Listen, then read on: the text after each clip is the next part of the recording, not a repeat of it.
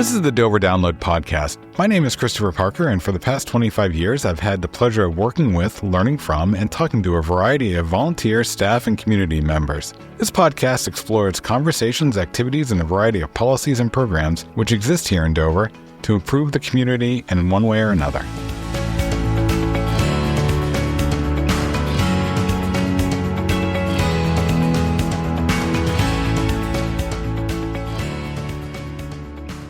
Budget season in Dover starts in October, and it starts with the Capital Improvements Program. Today, Planning Director Donna Benton is going to walk us through how something gets into the Capital Improvements Program, what the Capital Improvements Program is, and why we should care about the Capital Improvements Program. Donna, welcome back. Thank you very much for having me. Thank you for being here. So, Capital Improvement. Yes. If memory serves from having done it for a number of years before you wrangled it away. You bring that up at every CIP I podcast. know. It's one of the few things I actually really like to do that I'm sure you would actually say. Go ahead. Anything to make you happy, Chris. If you want it back, I'm happy to negotiate. While we are sitting here in October, negotiate. While we're sitting here in October, you've actually begun this process in, June, July? Yes. Early summer is when we start. We ask the different departments for any requests that they have for our upcoming CIP process, capital improvements process. And so we try to figure out what they need. We look at our master plan and our strategic plan and see if there's anything in there that we should be looking at to add. Ideally in year 6 and let projects matriculate forward. But sometimes there's emergencies going on that need to end up in year 1. You and I lived this a lot over the year. The Capital Improvements Program is just part of the workflow, but for the listener, it probably isn't, or hopefully isn't. Can you walk people through what is the Capital Improvements Program as a topic, but then how does a project get into it? Absolutely. So the Capital Improvements Program is essentially a long-range planning document for the purchase or construction of capital assets. So what that means is it essentially allows the city to figure out how we're going to afford large projects or purchases, just like someone may with their personal lives, with their cars or homes. And so through that, we actually create the document that has the different individual project sheets, how they would be financed in a way that meets the city council policy, and then also how the projects and the entire program would impact the property tax rate and the water and sewer rates. So it's kind of an all-encompassing financial document that has to tie into our master plan.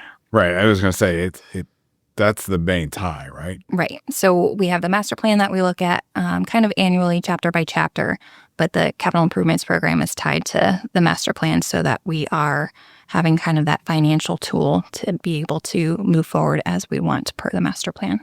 So to dive into the process further, the committee or staff that is spending our summer and fall working on the capital improvements program starts with our finance director, me as the planning director, the deputy city manager, and the city manager. And so we're receiving those requests in from the different departments, figuring out when and what funding source they may fit under, and then suggesting cuts. And then the city manager kind of reviews and makes further edits so that we have a final draft to present to the planning board and city council. So there's all sorts of different types of projects that can be in the capital improvements program, from water line or sewer line work, facilities projects, large recreations projects, or any kind of transfer to capital reserves. Anything like that would fit into there. I think it's good that you bring that up, because I think a lot of people think of road reconstructions or big, very visible, the high school, visible projects. But it really is below grade, at grade, above grade. It really soup to nuts. Yeah, including a new project this year for kind of network improvements for our internet and fiber. So something like that. You may see the work happening, but most people probably wouldn't notice a project like that. Right. That's one of those projects that's geared towards making government more efficient so that we can serve the constituents better. Yes, including on that note, a CIP or strategic plan software to help kind of this process become more efficient as well. And I think there might be an opportunity there to revise the way we present the information to the public and make it more interactive or accountable. Absolutely, since it's been, 13 years since we kind of revamped the look of the CIP. So anything we can do to make it more user-friendly and make it even more digital than it currently is would be great. Am I right in guessing that there's no shortage of things we want to do? It's more about having the capacity from a staffing and hiring standpoint to do it and a costing. Absolutely. Yeah, there's a lot of things that we would love to see either improved or added to the city, but certainly comes down to the capacity, both like in staffing, like you say, also costs wise. One of the changes this year was a behind the scenes change, and that was really getting community services more involved in the recreation side of things. Do you see the fruit of that, or is that more of you'll see it next year or the year after? No, we see the fruit in that people will notice in years 1 and 2, there's a new project for recreation courts reconstruction. And I think that shows the team effort between community services and recreation working together to figure out how to maintain what they currently have amenity-wise. And that resurfacing a court isn't simply our paving team going out with our current paving contractor. It takes a specialized vendor to do that. One of the things that I noticed in doing the review is that you've gotten a lot more granular street trees. Instead of it just being a nebulous, we're going to replace them. There's actually a plan now. And the same with the street lighting that's been ongoing. It started earlier this year in the Upper Square. Are you seeing it as okay, if we're going to do this, let's recognize that we do it and make it part of the conversation as opposed to hey, look at what we did? Am I correct in that sort of thought, or is it more evolved than that? No, I think you're correct. It's part of, we don't want to necessarily hold off on issues until we can get it into the CIP, but we also want to recognize that we need to be following financial policies. So if it becomes a recurring cost or a cost over $25,000, then it really should be included in the CIP. So we're trying to make both happen. Over the past 6 to 8 months, the fire chief has sort of rejiggered his whole section, and he's been able to get some deals on demo units, and he and the finance director came up with an opportunity to pre-buy. It seems to me that that's sort of really impacted the fire section. Is that fair to say as well? Yeah, it's certainly helpful that he was essentially able to give the program back $1 million in debt that we can then reprogram to projects requests since we get so many. About how many requests do you think you get? It's hard because we receive requests for projects that are already in the CIP that need adjustments, whether in schedule or dollar amounts. And then new projects, it's probably about 15 to 20 new project requests each year. And then we have to figure out if we have enough funding in each different funding source to fund them and kind of when we can fit that in terms of which of the 6 years, or if it has to wait until kind of outside of the 6-year plan. Do you think that 6 years is the right amount of time to be looking at capital investment? I do. I know other communities can go longer, and I think it's good to have the long-term vision more, I think, internally, but to have the actual document include the 6 years, I think is the right amount of time. So the process involves both the planning board and the city council. What are their roles? So the planning board reviews it and holds public hearings, and they're looking to ensure that it meets our master plan because the capital improvements program is closely linked to the master plan. And then the city council is the voting entity more for the financial side of it. Okay. That financial side, I've got to think that over the past, not even 5 years, but I want to say year to 2 years, just the inflation we've seen, the cost constrictions we've seen, how reasonable is it to get the same amount of work done with the same $1 million? It definitely has changed, especially in the last few years. Several years ago, we've had a couple reset years continually, and I think this year we are able to see that our newer engineering staff has done a better job about estimating and including the inflation that we've been seeing recently so that we're not continually having what we call reset years where we're really looking for more funds for the projects already in the capital improvements program. I think this year you're seeing more new projects than we've seen in the last few. One other thing I noticed in the draft I saw is that we are finally really addressing or starting to address Broadway and that whole neighborhood's need, which I recall in Doug Steele left in 2017, and it was a big deal when he was here. And I'm not saying that we've avoided things. I know that the drainage became a much bigger concern, and it was not as simple fix that we had hoped it was. Right. But that project, I noticed, really crosses multiple categories and really is the strong investment that we're making in this capital improvements. Yeah, absolutely. And that neighborhood has been certainly very patient as we've had to kind of prioritize other projects ahead of that in the past. And just being able to make sure we take the time so that we can afford it when it does come up, so that we can do it all encompassing, including the drainage, the sewer, water, and street reconstruction. Another project that I noticed has returned to the CIP is the Point Place roundabout at Dover Point that was in, and then the cost was much above what we had anticipated. It went out and it's back. That's good to see. Those projects, as you say, we were able to address adding projects as opposed to just trying to backfill funding for projects previously approved. Right. On the school side, that's a slightly different process, right? They go through the school board and then present essentially similar to their budget, right? They through their process, the chief financial officer for the schools provides you with where they want to be. Yes. So it first goes through the school board really before I see their requests, and then they kind of send it to me as a whole, and then we include that as a section in the city's capital improvements program, similar to the budget process. So the planning board and the city council hold a joint meeting. It actually just happened on the 15th. Then You can go back and the listener can watch the Memorex of that.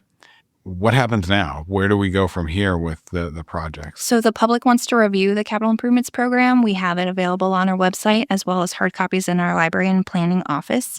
And then both the planning board and city council hold their own public hearings at, kind of tangentially. And so the planning board will hold their public hearing on October 21st and November 18th. And then the city council will hold their public hearings on October 22nd and November 12th. And then the planning board makes a recommendation to the city council, whether they think it meets the master plan or not. And then the city council would actually be the entity to vote to adopt the capital improvements program. And then we can get going on the rest of the budget process. Between now and then, meaning the rest of the budget process, when do people start seeing the fruits of the efforts? Well, like, when can someone start to see a project get underway? So it depends on what kind of financing it has. The debt financing has a separate resolution. So you'll see those potentially start under construction before July 1st. So a lot of the capital improvements program projects include like a design. So it depends on if the design's already been done before you actually see a shovel hit the ground. Are there any projects that you're excited to see, any projects that you think finally we're able to take this project on, or that you think the public will be quite happy to see? Yeah, I think definitely the Broadway neighborhood being completed will be good. The fact that we were able to add in the Horn and Crescent Street project again and get that into the capital improvements program. And then small but mighty is probably the recreation courts, and then the street tree and street lighting, because I think those visually people will notice and appreciate.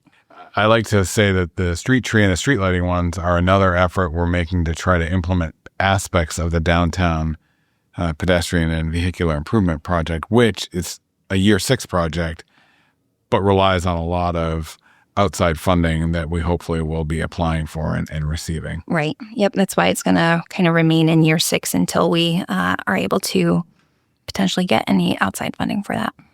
Anything else the listener should know, either about how to participate or the program itself? I would say definitely take a peek at the capital improvements program. There's project sheets that show the maps of where the project would be occurring, or photos as to what it is or why it's needed, even something down to the body worn and cruiser camera program. That is a new project from police this year. And certainly if they have any questions, they can reach out to either the planning department or city manager's office. We're happy to answer anything. Great. Thanks for coming in and walking us through the CIP. Thanks for having me. Have a great day. You too. Dover has a wealth of history in its over 400 years of existence. Coming up, Mike Gillis is going to share some of that history with us. On October 25, 1956, Meyer Siegel was leaving Stratford County Superior Court, where he had just spent hours defending his business, Siegel's Store, and the right to open for business on Sundays. 2 weeks earlier, Siegel was served a restraining order that forced him to close his Central Avenue store on Sundays. The restraining order was the result of a suit filed in Superior Court by the Dover Retail Merchants Association and 17 other local businesses, who maintained Siegel's was in violation of the state's blue laws, which prohibited stores from doing business on Sundays. The suit maintained Dover businesses suffered the loss of revenue and goodwill, while Siegel's racked up more than $100,000 in, quote, unlawful sales. After leaving court that day, hopeful that the injunction that shuttered his business on Sundays would be lifted, he went straight to a Central Avenue store.